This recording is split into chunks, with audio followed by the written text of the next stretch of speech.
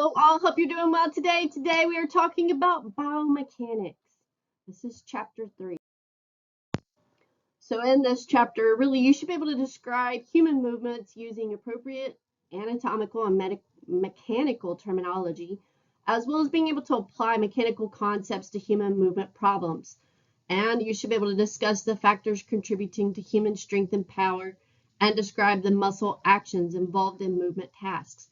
And last but not least, analyze biomechanical aspects of resistance exercise, because that's what we do.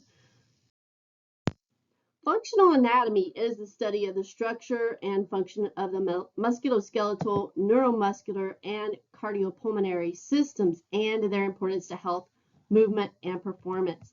It is concerned with how the body moves and how the different parts of the body work together to create movement. Functional anatomy is important for exercise professionals who coach movement because it provides a comprehensive understanding of the biomechanics and anatomy of the human body. Functional anatomy is also important for understanding how muscles work when we move and how to design better exercise programs to strengthen muscles more effectively. Biomechanics is the study of the structure, function, and motion of the mechanical aspects of biological systems. At any level, from whole organisms to organs, cell and cell organelles, using the methods of mechanics. Biomechanics is a branch of biophysics. Mechanics is the area of mathematics and physics concerned with the relationships between force, matter, and motion among physical objects. Forces applied to objects result in displacements or changes of an object's position relative to its environment. The body is a complex and interconnected system, with each part playing a role in maintaining overall health and functioning.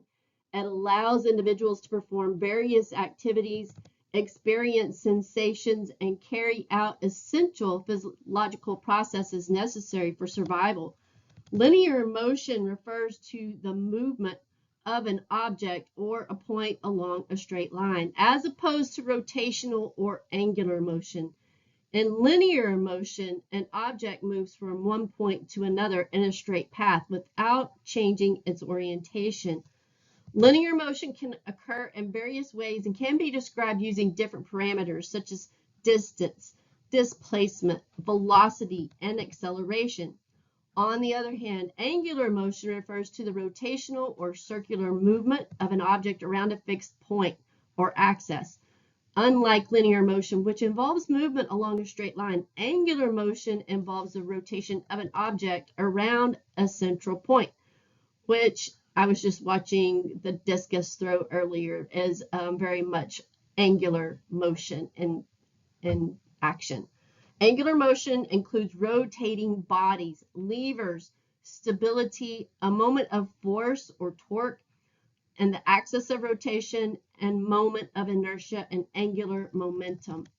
The axis of rotation refers to an imaginary line or point around which an object rotates or spins.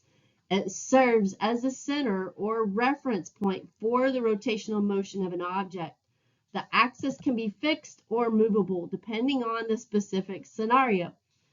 General motion refers to the combination of linear and angular motion. It occurs when an object experiences both translational, linear movement, and rotational, angular movement simultaneously. Unlike purely linear or purely angular motion, general motion involves a combination of both types of motion. In general motion, an object can undergo translation where it moves along a straight line, as well as rotation where it spins or pivots around an axis. This type of motion is often seen in real-world scenarios where objects have complex movements or undergo both linear and rotational forces. Some examples of general motion include a rolling motion. When a wheel rolls on the ground, it exhibits general motion. The wheel's rotation around its axis combines with its linear motion along the surface. There are three major planes of the human body in the anatomical position. That's what you see here in the diagram. The anatomical planes of motion are used to describe the location of structures in human anatomy and are important for understanding how the body moves. There are 3 planes of motion: the coronal or frontal plane, the sagittal, which is the longitudinal plane, and the transverse or axial plane. Each plane involves different movements. The coronal or frontal plane separates the front, the anterior, and the back or the posterior of the body. The sagittal plane separates the left and the right sides of the body. And the transverse plane separates the upper or superior and lower or inferior halves of the body. In the sagittal plane, movements include flexion, decreasing the angle between 2 bones, extension, where you're increasing the angle between 2 bones, dorsiflexion, which is moving the top of the foot toward the shin at the ankle, and plantar flexion, which is moving the sole of the foot downward, pointing the toes. In the frontal plane, movements include abduction, movement away from the midline of the body. They also include adduction, where you're moving toward the midline of the body, lateral flexion, which is bending sideways, and eversion, which is turning the sole of the foot outward. In the transverse plane, movements include rotation, internal and external, horizontal abduction and adduction, moving the arm away from or toward the midline of the body, respectively. Understanding the anatomical planes of motion is important for designing workout programs that ensure the body's moving and strengthening in all directions. It's also important for exercise professionals who coach movement, as it provides a comprehensive understanding of the biomechanics and anatomy of the human body.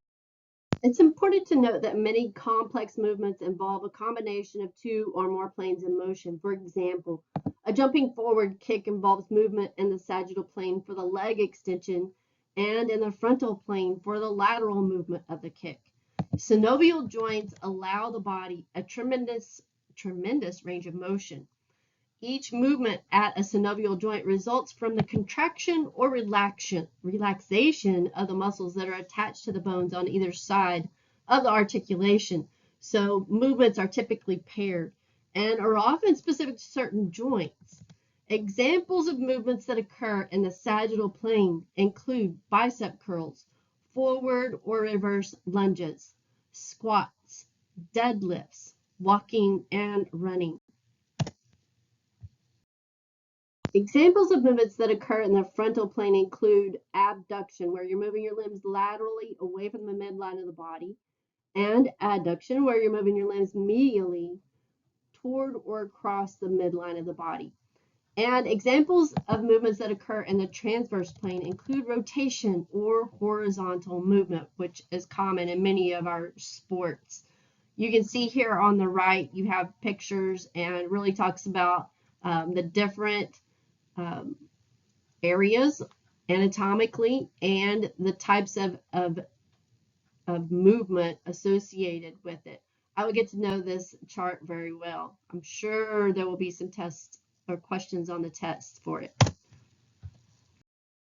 Kinematics refers to the branch of physics and biomechanics that deals with the study of motion, including the description and analysis of various aspects such as position, velocity, and acceleration of objects or body segments without considering the forces causing the motion.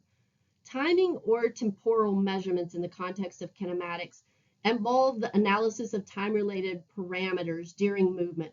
It includes measuring and analyzing the duration, timing, sequencing, and coordination of various movements or events. In human movement analysis, temporal measurements are crucial for understanding the timing relationships between different body segments, joint movements, muscle activations, and the overall coordination of movement.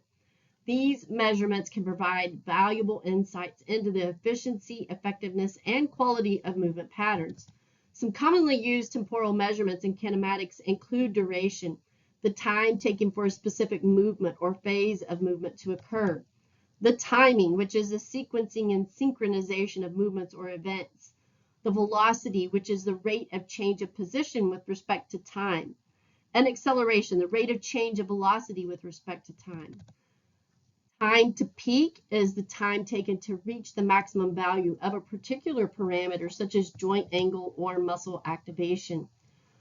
Temporal coordination is the timing relationship between different body segments or joint movements.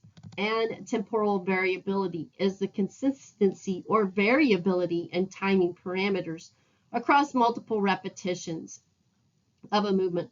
These temporal measurements can be obtained using various techniques such as video analysis, motion capture systems, wearable sensors, electromyography or EMG, and force plates. They are useful in sports science, rehabilitation, ergonomics, and other fields where understanding movement patterns and their timing characteristics is important. Kinetics refers to the branch of physics and biomechanics that deals with the study of forces and their effects on the motion of objects or body segments. It involves analyzing and understanding the causes of motion, such as the forces acting on an object and how those forces influence the object's motion. In the context of human movement, kinetics focuses on the forces generated by muscles and the resulting effects on joint movements and body segments. It helps in understanding the mechanical aspects of movement, including the forces involved in maintaining balance, generating propulsion, absorbing impacts, and producing power. Force is a push or pull that can cause a change in motion. In human movement, forces are generated by muscles, tendons, and external factors such as gravity and ground reaction forces. Newton's laws of motion, we'll talk about those in a moment, but these are fundamental principles established by Sir Isaac Newton to describe the relationship between forces and motion. Kinetics involves the analysis of forces acting at the joints of the body during movement. These forces can include compression, tension, shear, and moments that influence the stability and movement of the joint. Kinetics also examines the forces generated by muscles to produce movement. These forces can be analyzed to understand muscle activation patterns, muscle contributions to joint torque, and the coordination of multiple muscles during complex movements. These forces represent the reaction of the ground or supporting surface to the forces applied by the body during locomotion or other activities. It's referring to ground reaction forces. They play a crucial role in gait analysis, sport performance, and activities involving contact with the ground. Understanding kinetics is important in various fields such as sports science, biomechanics, rehabilitation, ergonomics, and engineering. It provides insights into the mechanical principles underlying movement, helps optimize performance, prevent injuries, design equipment and environments, and develop effective rehabilitation strategies. In biomechanics, various measures are used to quantify and analyze the mechanical aspects of human movement. These measures provide objective data to assess and understand the forces, motions, and loads acting on the body during different activities. These measures are often collected using various tools and techniques, including motion capture systems, force platforms, wearable sensors, electromyography equipment, and other specialized instruments. They enable researchers, clinicians, and coaches to better understand human movement so that you can optimize performance, prevent injuries, and improve rehabilitation protocols. Force is a mechanical action that can produce, change, or stop the motion of the body.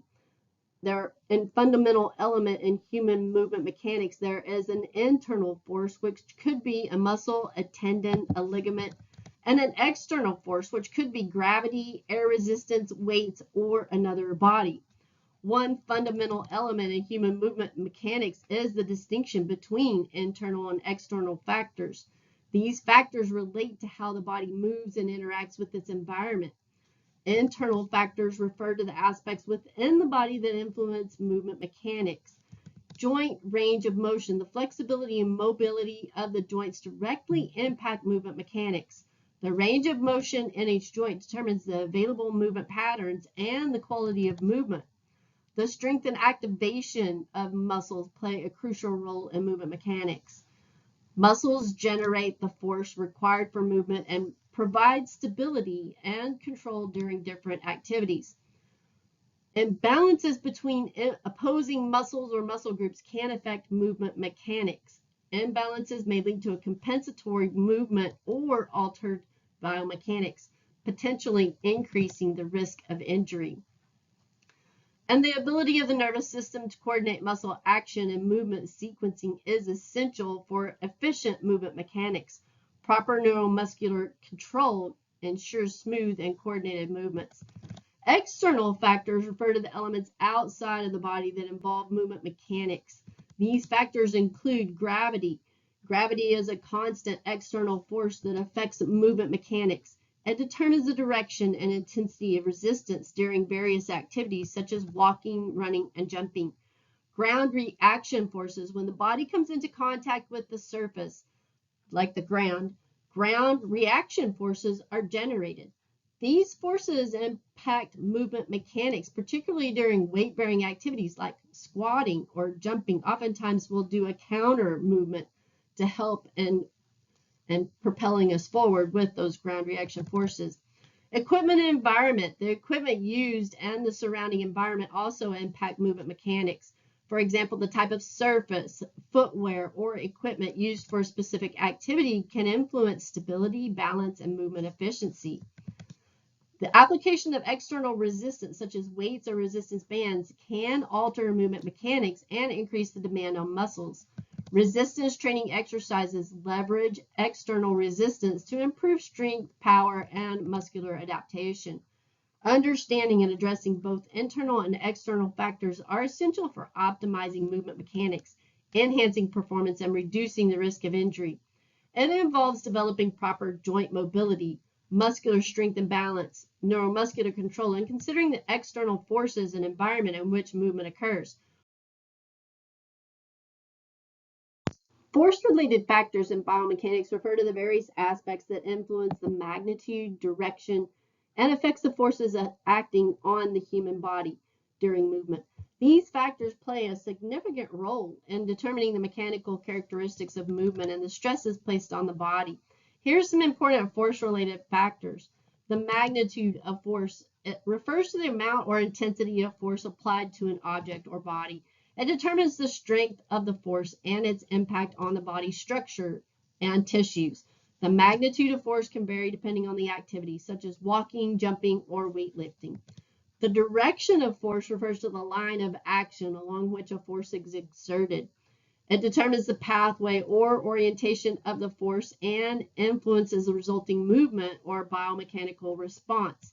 Forces can act vertically, horizontally, or at angles to the body's segments or joints. You can see this in the picture on the right with the pushing force and the motion. The duration of force refers to the length of time a force is applied. It can be instantaneous, as in a sudden impact, or sustained over a longer period of time, such as during continuous muscle contraction. The duration of force affects the body's response and its ability to adapt to the applied forces. The rate of force application refers to how quickly a force is applied to the body. It influences the body's response to the force and affects factors such as joint stability, muscle activation patterns, and the risk of injury. Rapid force application can lead to higher peak forces and greater impact.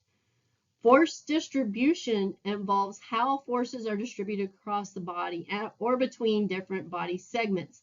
It can influence joint loading, balance, and stability. Proper force distribution is important to avoid excessive stress on specific structures or asymmetrical loading patterns. This is one reason your coaches will tell you to land softly to keep the forces distributed and you're utilizing the muscles as you are distributing that force. Force production refers to the ability of muscles to generate force to produce movement or resist external forces. Factors such as muscle strength, size, coordination, and activation patterns influence the capacity to generate force. Muscle activation patterns also play a role in controlling movement and stabilizing joints. Impact forces occur during activities with sudden deceleration or landing, such as jumping or running. The magnitude and rate at which forces are applied can affect the body's response and the risk of injury. Loading rates, which indicate how quickly forces are transmitted into the body, also impact joint and tissue stress. Understanding these force-related factors is essential in biomechanics for assessing movement patterns, identifying injury mechanisms, optimizing athletic performance, and designing interventions to prevent injuries. By considering these factors, researchers, clinicians, and coaches can better understand the mechanical demands placed on the body and develop strategies to optimize movement efficiency and minimize injury risks.